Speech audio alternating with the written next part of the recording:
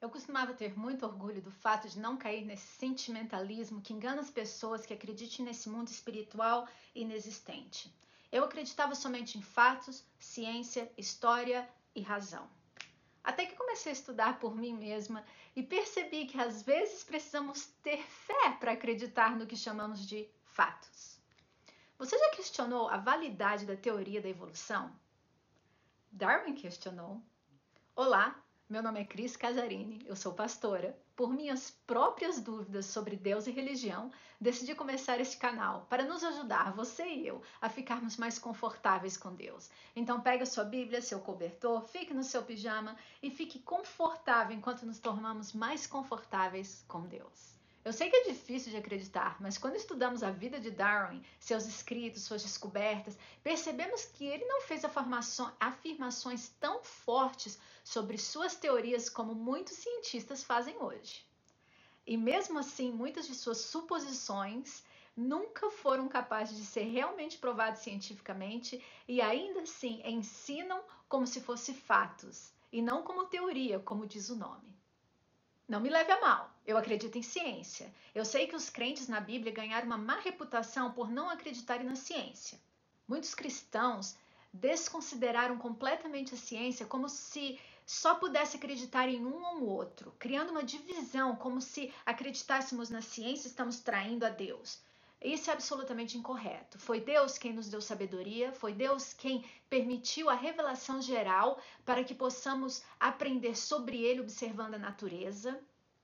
No entanto, onde a ciência e as escrituras entram em contradição, nós, como os cristãos que creem na Bíblia, temos que tomar uma decisão. Mas, na verdade, conheço muitas partes das escrituras que ciência confirmou que a Bíblia estava correta.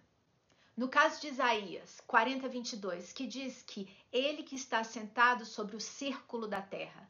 Essa passagem é notória. O livro de Isaías foi escrito por volta de 700 a.C. Mais de 200 anos depois, Pitágoras sugeriu que a Terra era redonda. E foi por volta de 350 a.C. que Aristóteles declarou que a Terra realmente era uma esfera. 390 anos depois que o livro de Isaías foi escrito. O livro de Jó é ainda mais antigo do que o livro de Isaías. Foi escrito por volta do século 13 ou 14 a.C. e faz duas afirmações surpreendentes. Primeiro, em Jó 26:7, diz que ele estende o norte sobre o vazio e suspende a terra sobre o nada. Até esse ponto, havia muitas teorias malucas de como a terra era sustentada. Os gregos antigos acreditavam que a Terra era mantida por Atlas, que eram titãs condenados a sustentar os mundos, planetas e outros corpos celestiais por toda a eternidade. Os hindus acreditavam que os elefantes carregavam a Terra nas costas enquanto pisavam em uma tartaruga gigante. Outras nações acreditavam nessas correntes gigantes que desciam do céu e envolviam e seguravam a Terra. Foi somente 1600 depois de Cristo, nossa época, que foi descoberto que a Terra está suspensa sobre o nada. Mas os escritores da Bíblia já sabiam disso. Que tal Jó 28:25, quando regulou o peso do vento? Essa passagem está dizendo que o ar tem peso. Novamente, esse livro foi escrito pelos séculos 13 e 14 a.C. E não foi até a época de Galileu, em 1500 depois de Cristo, que eles falaram sobre o ar ter peso, mas apenas confirmado por Pascal em 1600 da nossa época. O livro de Jó foi escrito 3.000 anos antes. Ao mesmo tempo em que eu estava me familiarizando com a Bíblia, também comecei a questionar minhas crenças na ciência. Eu achava que tudo que eu havia aprendido até esse ponto sobre ciência eram provas concretas. Mas coincidência ou intervenção divina, não sei.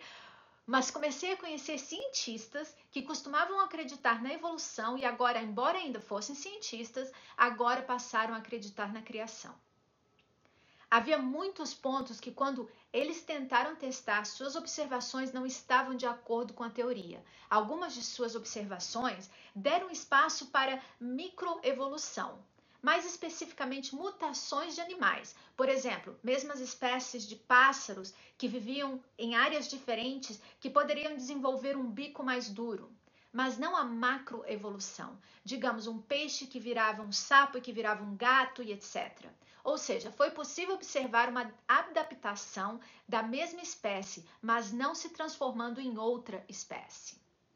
Com o tempo percebi que é preciso muita fé para acreditar na evolução.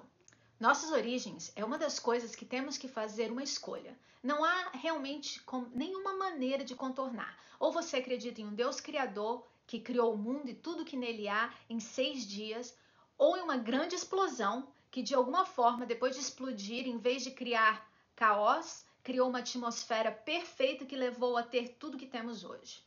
Eu não sei sobre você, mas qualquer uma dessas opções requer fé. Nunca vi uma explosão que, em vez de destruir, construa algo. Eu apenas escolhi acreditar naquilo que me torna uma filha de um pai amoroso, que me criou à sua imagem com propósito e significado, em vez de consequência de um acidente que faz meus ancestrais serem macacos, sem nenhum plano intencional, sem propósito, sem significado, e tudo o que teríamos seria o aqui e o agora. A vida seria muito vazio e deprimente. Se nem a evolução, nem a criação têm realmente provas, eu optei para acreditar que meu pai é um Deus criador, amoroso e não um macaco. E você? Gostou desse vídeo? Lembre-se de curtir e compartilhar. Para mais tópicos como este, se você estiver no YouTube, clique aqui, mas se estiver no Instagram, clique no link que está no bio. E eu te vejo lá.